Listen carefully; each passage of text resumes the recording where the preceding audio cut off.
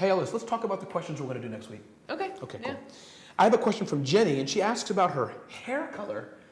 Probably not appropriate for the show, huh? Probably not. What do you have? Alicia, my husband works for me. How do I fire him? Ooh, that's tough.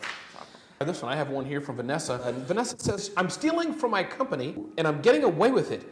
Should I stop now, or should I stop later? Probably not something we want to touch. No. Here's one from Raymond.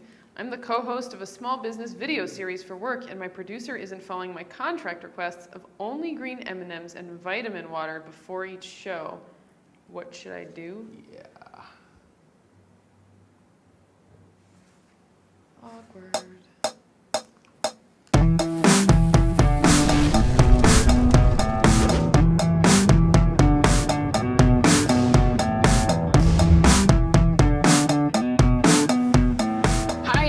Ignition. I'm Ellis Friedman. And I'm Ramon Wright with Infusionsoft. Thanks for watching. Ignition is a weekly show where we want to help your small business grow. We want to answer your questions about sales and marketing, provide you with best practices and how to grow your business. I probably said that, Ellis, a second time. Grow your business through sales and marketing best practices. Thanks for watching. And as I tell Ramon every week, if you have a question for us, you can email us at blog@infusionsoft.com. Awesome. So, Ellis, we will be quiet and let's get to the question. Okay, well, I will not be quiet because I'm going to ask the question. Wow, I love it. Today's question is from Rebecca. I'm a woman and I run and teach at my own flight school. As an expert with lots of experience, I have a great student base and the school is doing well. But I'm trying to shape myself as an expert and thought leader in the greater aviation industry, which is very heavily male-dominated.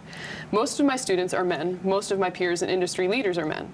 So how do I position myself as an expert while finding a balance of being authentic to myself and also meeting the men in the industry where they are and bringing them my message? And how can I harness my strengths to get through to some of the men who might not be as receptive to a female expert? Awesome. So we have a great expert to help us with that today. We do. We have with us today Sally Hogshead, who's a New York Times best-selling author. She's an expert in branding and personality, a speaker, and a lot of other things. But most importantly, I took a test that she has, an assessment kind of communications test personality, and I found out that I'm a, but I won't say what it is yet. We'll save that for the end. Let's keep the suspense going. We will do that. But great. Sally, welcome to Ignition. Hey, thanks you guys. I'm happy to be able to be here. Awesome. Thank you so much for being here, Sally. So, my pleasure. what do you say to our question person? Rebecca. Rebecca. Thank you. What is your answer, Rebecca? Well, first of all, let's take Rebecca's question and put it over to the side for a minute, because really what she's asking is a question that all of us as entrepreneurs and small business leaders need to be thinking about, which is how do we differentiate ourselves in a crowded marketplace? How do we use our personality advantages naturally to attract those ideal customers that will love us and advocate for us and talk about us in social media and keep coming back to us over and over again? And the reality is that every business faces three threats right now, especially small businesses. The first threat is competition. There are so many different options out there, and if we don't differentiate ourselves from our competitors, then people aren't going to understand why they should pay more money for our services or why they should choose us over somebody else.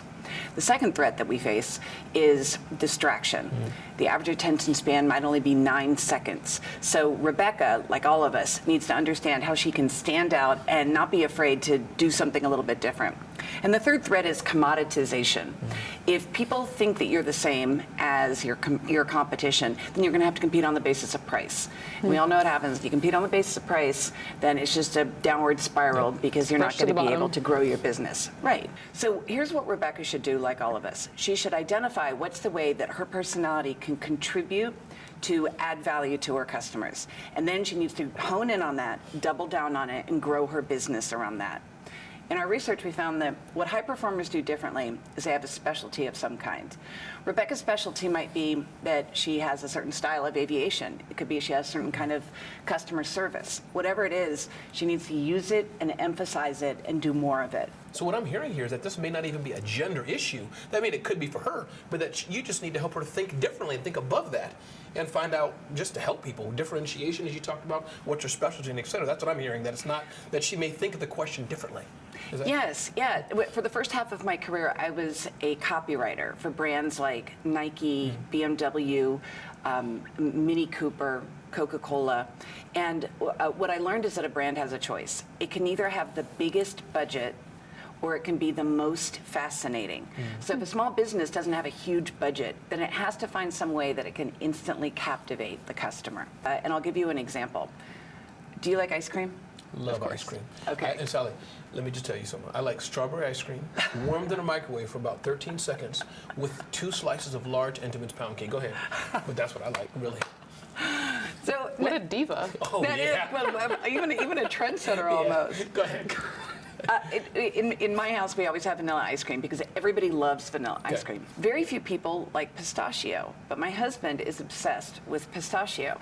You can kind of think about your marketing like you have a choice. You can either be the vanilla for your customers, or you can be the pistachio. If you're the vanilla, then that means that you're trying to please everybody. You're trying to do the same thing for everybody, to be all things to all people. But you don't have to stand out or be quirky or be differentiated in some way. That's fine if you have the biggest budget. But if you don't have the biggest budget, then you need to be the most fascinating, right? And that's where pistachio succeeds if it were a small business. It serves a small niche of people really, really well, so that it's not trying to please everybody. In fact, it's alienating or polarizing certain people, but it has advocate fans that will choose it, that will drive across town for it, that will pay more money for it beyond anybody else. So could part of Rebecca's fascination be being a woman in a male-dominated industry? Like, is that something she could play off of? I think it's a great example. But whatever it is, Rebecca needs to be able to identify that. And one way she could do that is by taking the Fascination Advantage assessment. And that was so amazing. I took that assessment. Amazing. Please, go ahead. A traditional personality test tells you how you see the world. So if Rebecca took an assessment like Myers-Briggs or StrengthsFinder or DISC, she would learn how she sees the world. This is the first assessment that's built on marketing. So instead of looking at how she sees the world, it's how does the world see her?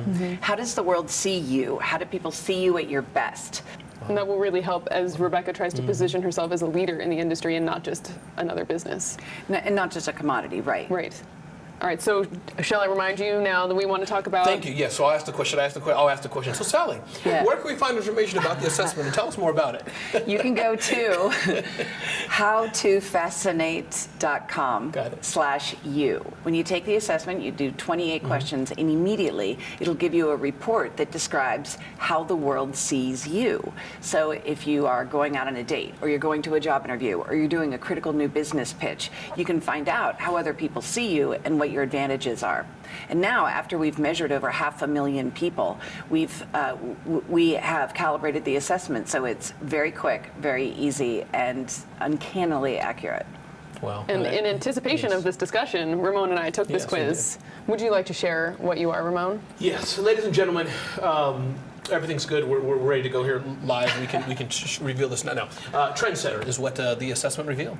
That's funny, Ramon. And what was yours? Just curious. Did you take the test? And what was yours? No, I did. You did? And funny Okay. enough, I was a trendsetter too. No. Get out of here. Are you kidding? You nearly crawled up and died when you found out we were the same thing. Yes, I did. No, I did. it's not like there's only one result. There are 42 different results. There's the wise owl, or the subtle touch, or the secret weapon, or the maestro, or the avant-garde. This was a fluke.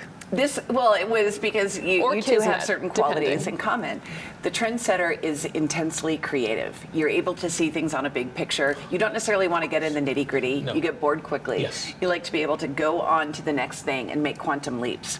But you also have very high standards. Sometimes it can be difficult to please you.